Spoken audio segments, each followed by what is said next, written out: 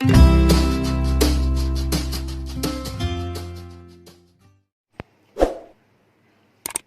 Student, अब electricity top में chapter में अब जो टॉपिक स्टार्ट हो रहा है वो इस इलेक्ट्रिसिटी का सबसे इम्पॉर्टेंट या हम ये कहें मेन टॉपिक है। जिस तरीके से 9th में आपके न्यूटन्स की इक्वेशंस बहुत ज़्यादा इम्पॉर्टेंट थी हर चीज़ को निकालने में, वैसे ही इलेक्ट्रिसिटी में ओम्स लॉ सबसे ज़्यादा इम्पॉर्टेंट है। ओम्स क्या चीज़ थी? ओम्स एक साइंटिस्ट का नाम था। उस साइंटिस्ट के अकॉर्डिंग आपके लिए जो आपका पोटेंशियल डिफरेंस है, जो मैंने आपको पहले पढ़ा चुकी हूँ आप मेरे प्रीवियस वीडियो के अंदर कि पोटेंशियल डिफरेंस क्या होता है, अगर नहीं पढ़ा है तो आप देख लीजिएगा। उसके बाद में मैंने आपको पढ़ाई थी करंट, चार्ज, इन सब में कोई ना कोई कनेक्शन होना बहुत जरूरी था। ओम्स वो साइंटिस्ट थे जिन्होंने इनके अंदर कनेक्टिविटी करी। उनके अकॉर्डिंग अगर हम फिजिकल कंडीशंस, टेम्परेचर, क्योंकि टेम्परेचर इस चीज को आपके लिए इफेक्ट डालता है, वो मैं आपको पढ़ाऊंगी कैसे। तो आपके लिए ये मान लीजिए कि फिजिकल कंडीशन, टेम्परेचर, प्रेशर, इनको जब हम लोग किसी भी कंडक्टर के अंदर कांस्टेंट कर दें या उसको अनचेंज करें, तो जो करंट की स्ट्रेंथ होती है जो कंडक्टर के अंदर चलती है वो हमेशा डायरेक्टली प्रोपोर्शनल होती है पोटेंशियल डिफरेंस के। यानी कि हम जितने पावर की आपके लिए बैटरी लगाएंगे, पोटेंशियल डिफरेंस है क्या? एक तरीके से इलेक्ट्रोमोटिव फोर्स होता है। यानी कि ये आपके लिए एक ऐसा धक्का फोर्स लगाता है जिससे कि करंट फ्लो होने लगती है। जैसे आपके स्कूल के अंदर सामने खड़ा हुआ टीचर या प्रिंसिपल या पीटीआई जब चिल्लाता है तो आप बिल्कुल स्ट्रेट लाइन के अंदर आ जाते हो, क्योंकि वो सामने से आपको एक फोर्स लगाता है और उसके कारण आप उसे देख करके सीधे होते हो। ठीक वैसे ही पोटेंशियल डिफरेंस जो है वो एक इलेक्ट्रोमोटिव फोर्स होता है और ये फोर्स के डायरेक्टली प्रोपोर्शनल क्या हो जाती है? करंट। यानी कि जितना हम आपके लिए ये बैटरी अप्लाई करेंगे, पोटेंशियल डिफरेंस लगाएंगे, उतनी ही ज्यादा करंट बढ़ती जाएगी। यानी कि I is directly proportional to V। अब हम इस साइन को रिमूव करना चाहते हैं। हम दूसरी तरीके से ये भी कह सकते हैं कि electrical potential is directly proportional to I, यानी कि आपके लिए I का मतलब करंट।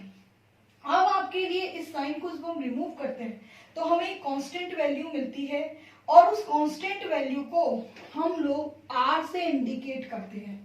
और ये जो R है इसी को ओम ने रेजिस्टेंस कहा था।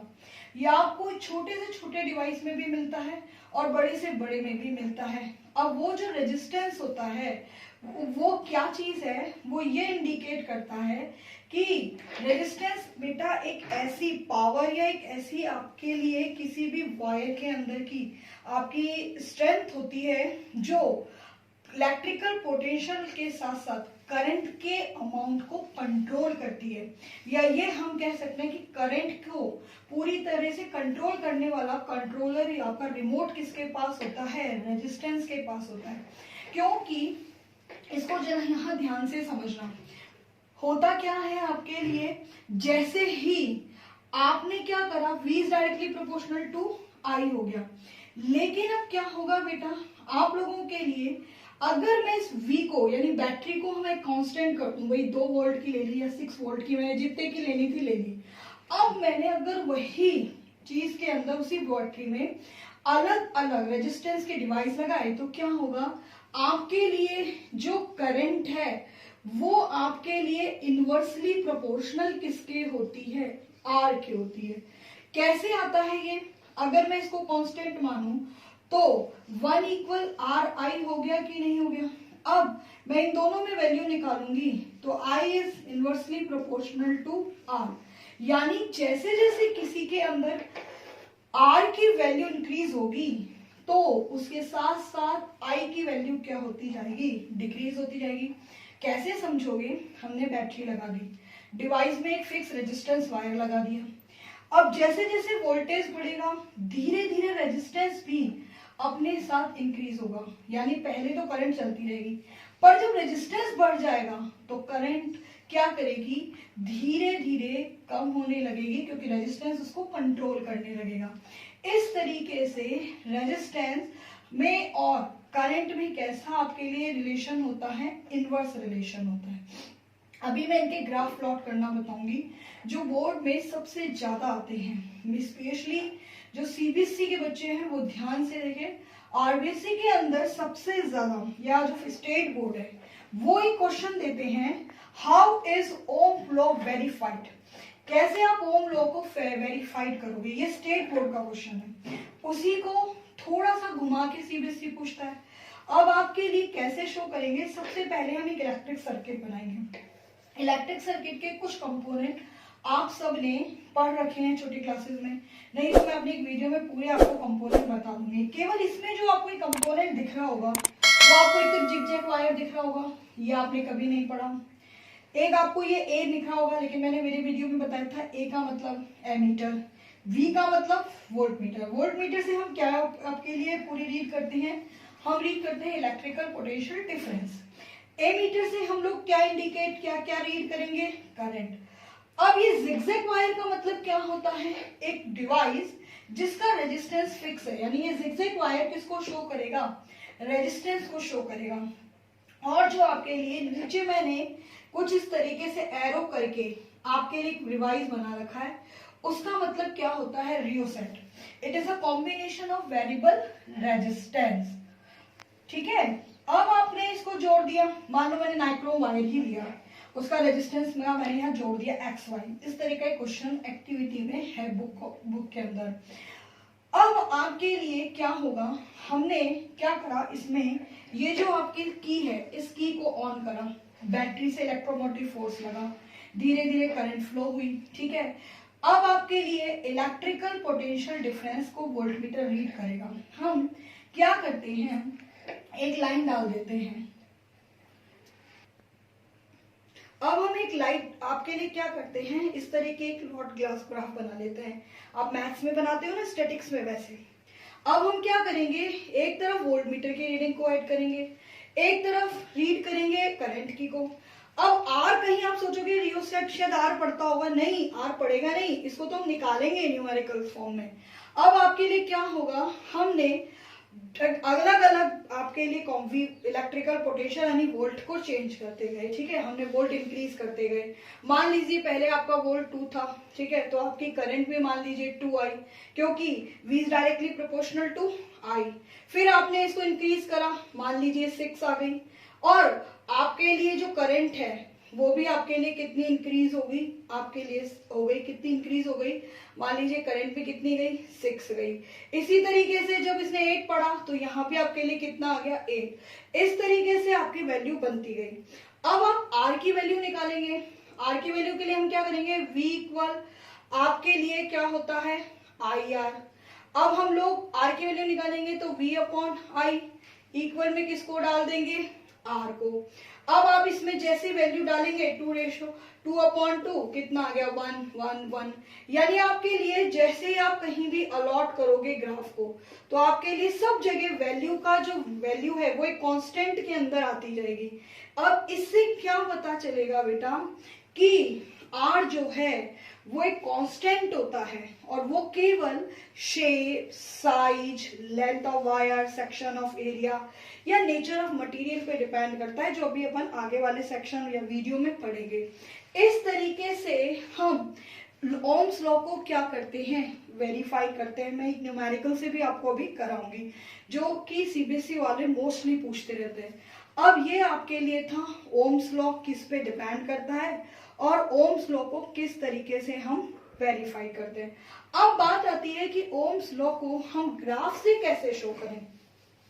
ओम्स लॉ को जो हम ग्राफ से कैसे शो करते हैं बेटा, ओम्स लॉ को ग्राफ से शो करने के लिए हम वही आपके लिए एक तरफ x मानते हैं और दूसरी तरफ आपके लिए y होता है।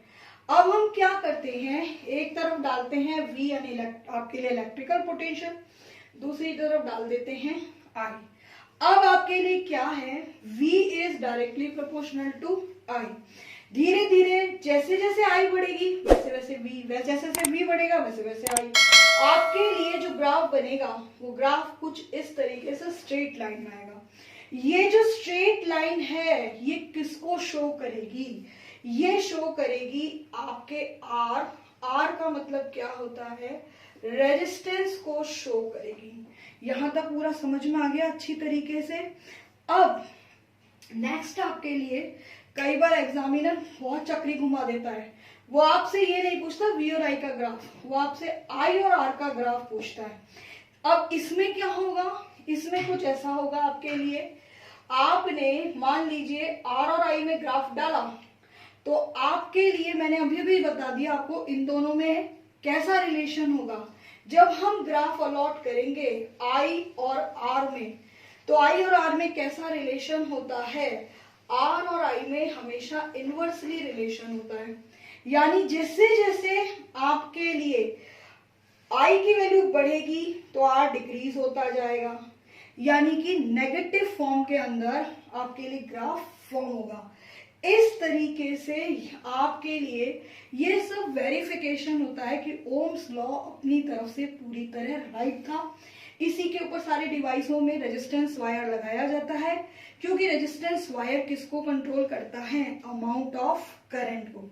अब मैं आपको एक छोटा सा न्यूमेरिकल फॉर्म में और समझाती हूँ।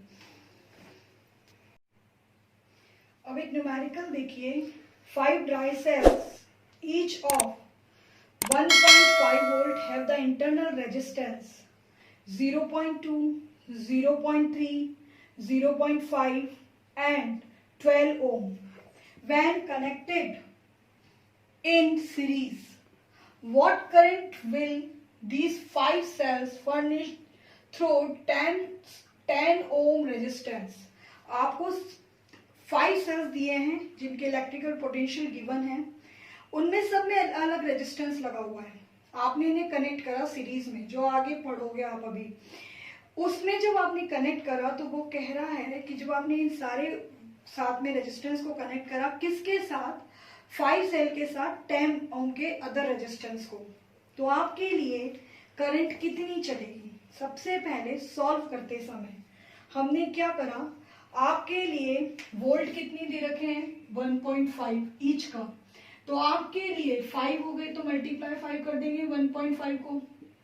अब सबसे पहले इंटरनल टोटल रेजिस्टेंस निकाल लो। सारे जितने भी आपके ओम्स दे रखे थे, वायर्स दे रखे थे रेजिस्टेंस के, उन सबको आपने ऐड कर लिया, 13.4 ओम आ गया। अब क्या करेंगे? रेजिस्टेंस ऑफ द रेजिस्टर कितना दे रखा है आपको? 10 ओम रख दिया। टोटल रेजिस्टेंस अब कितना हो गया? जब सारों को हमने जोड़ लिया तो आपके लिए कितना बन गया? 10 प्लस 13.4, यानी टोटल आपके लिए कितना आ गया? 23.4 ओम। अब आपको याद करो ओम्स लॉ क्या कहता है? ओम्स लॉ कहता है V इक्वल IR। उससे हम I की वैल्यू निकालेंगे तो V अपॉन R होगा कि नहीं होगा? हमारे पास में कितना वोल्ट है? 1.5। कितने सेल थे? 5। अब हमारे लिए आपके लिए टोटल रेजिस्टेंस कितना हो गया इस पूरे कनेक्शन में? 23.4। जब आप इसको सॉल्व करोगे तो कितना आंसर आ गया? 0.32 एम्पियर। इस तरीके से आपको बोर्ड के अंदर न्यूमेरिकल्स मिलेंगे। न्यूमेरिकल्स का एक अलग ही वीडियो बनेगा जिसमें सर्किट सॉल्व करना, इस तरह के क्वेश्चन सारे मैं आपको बताऊंगी। तो इसके साथ ही ओम्स लॉ आपको पूरी तरीके से समझ में आ गया होगा। अब मैं एक छोटा सा अपना इस वीडियो को कंप्लीट करने से पहले एक चीज बताती हूँ कि जो ओम्स होता है, हम इसको ओम क्यों, इसकी जो यूनिट है वो ओम होती है, पर वो ओम कैसे बनी है? V इक्वल आपके लिए IR, यानी कि V अपॉन I, इससे क्या निकलता है? R। V का मतलब क्या होता है आप सबको पता है? वोल्ट। और I का मतलब आपके लिए कितना होता है? करंट। यानी कि जब आपके लिए किसी डिवाइस में 1 ampere current, 1 volt electrical potentials through 2 ends of the wire में फ्लो होती है, तो आपके लिए रेजिस्टेंस कितना होता है? 1 ओम होता है। और ओम जो है वो रेजिस्टेंस की SI यूनिट होती है, यानी 1 ओम का मतलब क्या होता है? 1 वोल्ट 1 एम्पियर। समझ में आ गया, क्योंकि करंट की आपके लिए वैल्यू कितनी आती है एसआई यूनिट में, एम्पियर। यानी हम एक छोटी सी चीज ये कह सकते हैं आपके लिए कि अगर कोई आपसे पूछे कि भाई 1 ओम क्या है, तो 1 ओम को हम इस तरीके से इंडिकेट करते हैं, ये इसका सिंबल होता है। ये किसके बराबर होता है? 1 वोल्ट अपॉन 1 एम्पियर।